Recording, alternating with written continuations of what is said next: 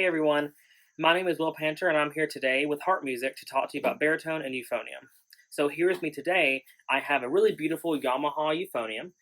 It is silver and it has four valves. You can see them all right here, and you'll use every finger but your thumb to hit those valves.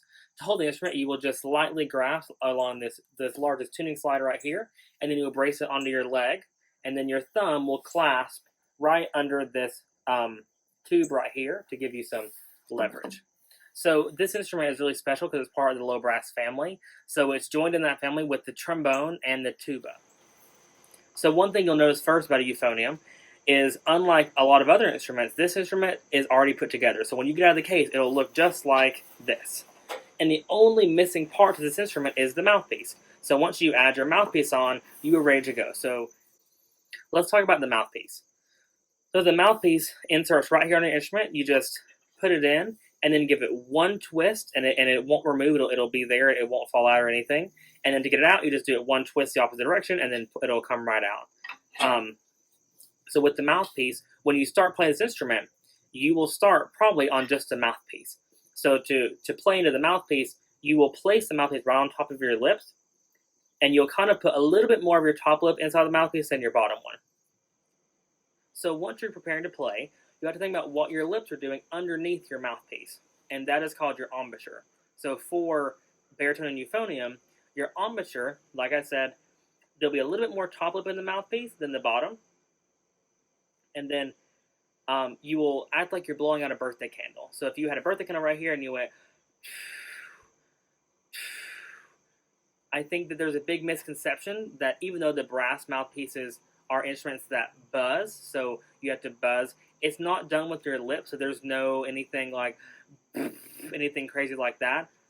Your lips will be in a comfortable position, just enough to kind of like spit out a watermelon seed and then blow out a birthday candle. It'll be just like this.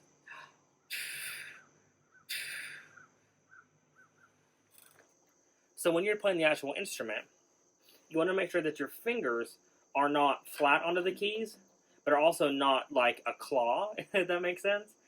You want to use like that fatty part of your finger, kind of like your fingertip, and let that sit right on to the valve. And then that way your fingers can move really, really fast once you play really fast stuff. So one thing that makes the euphonium and all of the brass instruments special is that we don't have a specific fingering for each note, because some notes can share fingerings. So with, for example, if I just put down my second finger, my second valve, then I could play E, A, C sharp. I could play a lot of notes there. And you might wonder, how does that happen? Like, you're putting down just one finger and it's the same thing. And the way that works is with all brass instruments, it's called partials. So depending on the way that you blow your air, you can make different noises. So notice I'll produce different notes, but I won't move any of my fingers.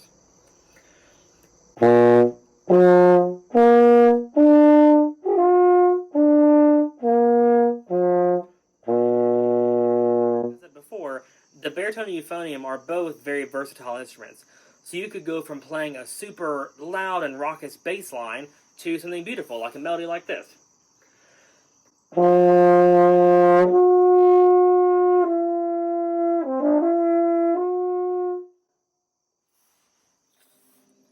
One of my favorite memories with this instrument is playing euphonium all through middle school and high school at our town's annual tuba Christmas event. And that's an event where a lot of local euphonium and baritone players and tuba players all get together to play Christmas carols for the community. And as much as some of those carols were very difficult, and it took me a long time to be able to play all of them with the experienced folks, it was such a good memory. And this instrument has such a warm, beautiful tone that it sounded incredible to get to play with a lot of other like instruments. I hope this has been a helpful introduction to the baritone and euphonium. This is such a beautiful instrument that as a young musician will teach you so much, and it will give you opportunities to learn so many different genres of music, and get to work in different clefs with a lot of incredible repertoire that's out there right now.